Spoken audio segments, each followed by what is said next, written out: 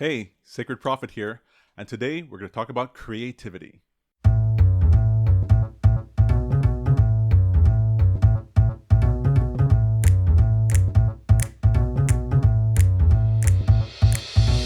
So you want to be more creative, but you're not exactly sure how. People say open yourself up to opportunities, but how and where?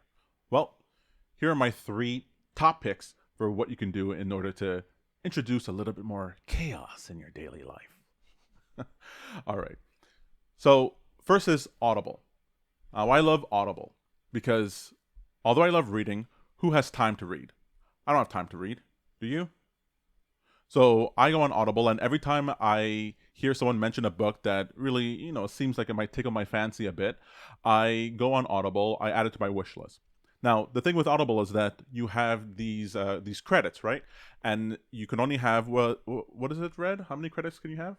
I think it's like what, 5? Yeah, like 5 or 6 credits you can have in Audible, where you can get a redeem a credit for a book, but if you don't, they continue to charge you month to month, but you don't get any more credits. So I add things to my wish list, and when I know I get up to 6 credits, I'll maybe buy 1 or 2 or 3 books. Binge. Yeah, exactly. And what's great about the Audible is that it's found time, right? I don't have time to sit down and read a long novel or some book for hours and hours at a time. I have other things to do. But when I'm at the bathroom, or when I'm going to the bathroom, or when I'm coming from the bathroom, I like to listen to Audible books. I get 6 minutes here, 10 minutes there, half an hour there while I'm cooking, cleaning, doing something else. And next thing you know, I've listened to a whole book or part of one. Seth Godin says you don't need to read all your books all the time. Sometimes the first chapter gives you more than enough to know what the point is. If it inspires you to do something else, then it's already served its purpose. Exactly. And sometimes you just want to read a book to find out, oh, I already know this, or this is hogwash, I don't need to continue reading it. Anyway, so Audible is one of those things. Download it, pay for the subscription, and I think they even give you sometimes free books to read, so like why not get it? They have podcasts as well. They do? Yeah, and they're free. And they also have, depending on your country, free books that are like your country buys for you or whatever. Okay, you get commission from Audible. That's why I you know so don't. much I about don't. it. And it's 6 credits. I just confirmed. All right, so the next platform I like is Spotify. Now, I'm not a audiophile. I'm not an audiophile in any way, but I recognize that sometimes when I'm listening to music, my mind does spark in new ways. I do get new ideas, and I feel different ways. And so what I do is that every couple of weeks or so, every month or so, I go through Spotify in order to listen to new music. Anytime I like something, I put it on my save list, and my list grows from there. Now, one of the excuses I've given myself to go on Spotify is that I try to find music that I think my wife would love. Right? I don't really do stuff for myself, but if I do it for my wife, it turns out I'll work a little bit better at it. And so I love adding things to my list, and then I get to every once in a while, right? Yeah, in the car, you're like, okay, I have a list for us to listen to, Exactly. And then I get to kind of skip or save.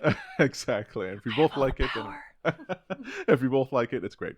So it's really interesting. I'm on this classical music sort of binge right now, where I could listen to it, I could program, I could read, I could study, and there's no like words there interrupting me. So it's pretty interesting. I like that.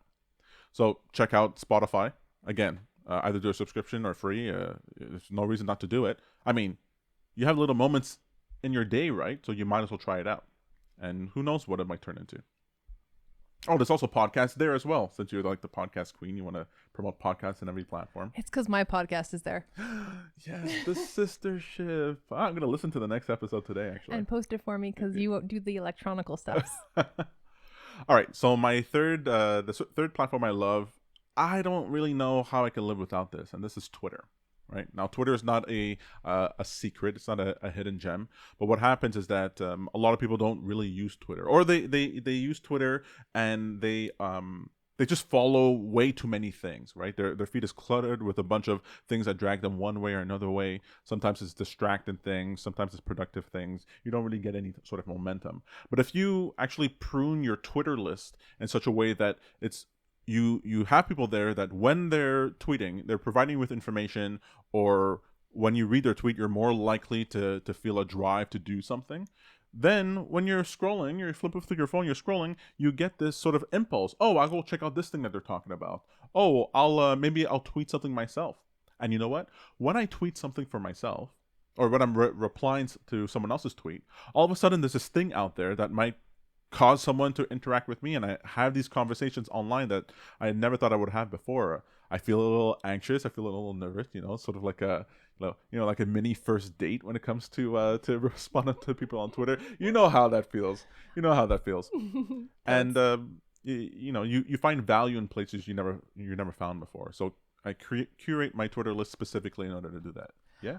The other thing that I like to do on Twitter is have a secondary account that's like the self I want to be, and put only on there like the really good stuff that I know it has more likelihood to inspire me, and I keep like my other trashy Twitter for like, See, I that kind of I had that, but then day. what I found was that I just wanted to be on the trash. Well, no, it's just that I just stopped visiting the trash one, right? Like whatever a Twitter account I was set on, I was never switching over, and I just wanted that Twitter account to be really representative of who I wanted to be. Great. So then you cancel the trashy one and you turn it into your new higher one, and you just keep stepping up the ladder. Well, they have lists. If you ever do lists on Twitter, you get to create lists of different subjects. So you could put like your trashy list that you can filter in and out at any given time. Wow, I don't know enough about these things. You gotta open the Twitter interface, Melissa. You gotta see what's there. You gotta click on all the buttons. Click on all the buttons and figure it out. You're a man. Men like to click on all the buttons. I just want to be shown what is like of interest to me. Hence the curating my music. Right. Okay. Well, those are my 3 tips. Check it out. That's Audible, Twitter, and Spotify. And write in the comments below if there's anything that any apps that you use, any services that you use that might trigger creativity in me. I'm always looking for new things. So I'm Sacred Prophet. Thank you very much for listening. I'll be back, I guess, tomorrow, sometime real soon with another video. See you later, folks.